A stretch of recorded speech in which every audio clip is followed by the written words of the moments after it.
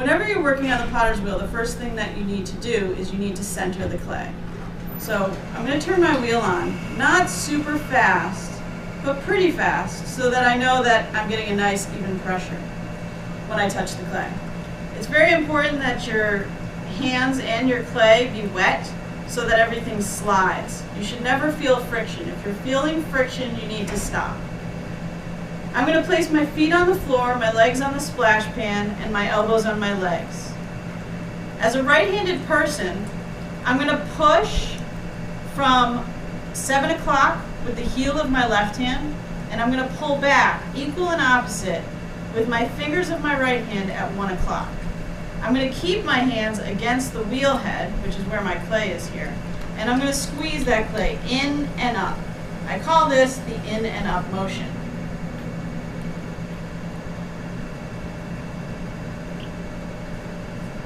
I come in along the wheel head and then up into a cone.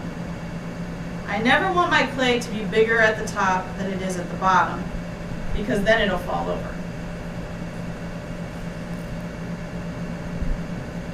If I'm using equal and opposite pressure to move the clay into the center of the wheel, then I know that it's nice and even and I'm not going to lose it. The second step to centering is the down motion.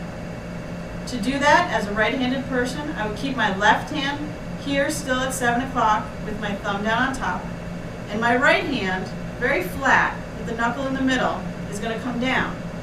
It's important that both hands control the clay as you move down. If you begin to feel friction, which you generally do, you want to loosen and release your pressure and get some more water.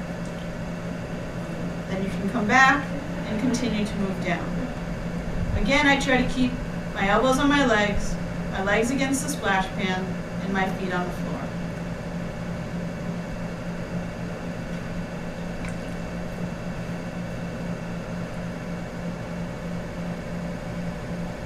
When you get to the bottom, you want your clay to be nice and stable in the center of your wheel head in the shape of a tuna fish can.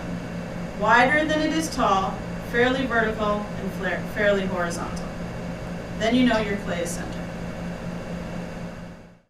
When you're doing the centering motion, sometimes you can run into problems. A couple of the problems that I note often with my students is when they're coming in and up, they get this hole in the top of their clay. This is what I call the pit.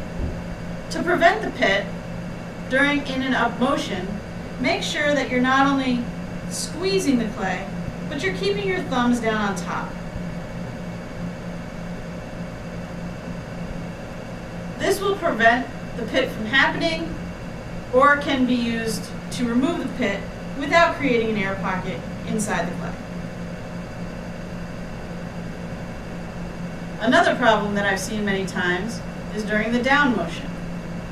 If a student is pressing too hard from the top, they will create what I call the mushroom. The mushroom can fold in over itself and create more air pockets. It's important that you do not create air pockets. So in order to fix this, you will press more with your outside hand so that the clay is more stable and strong and together.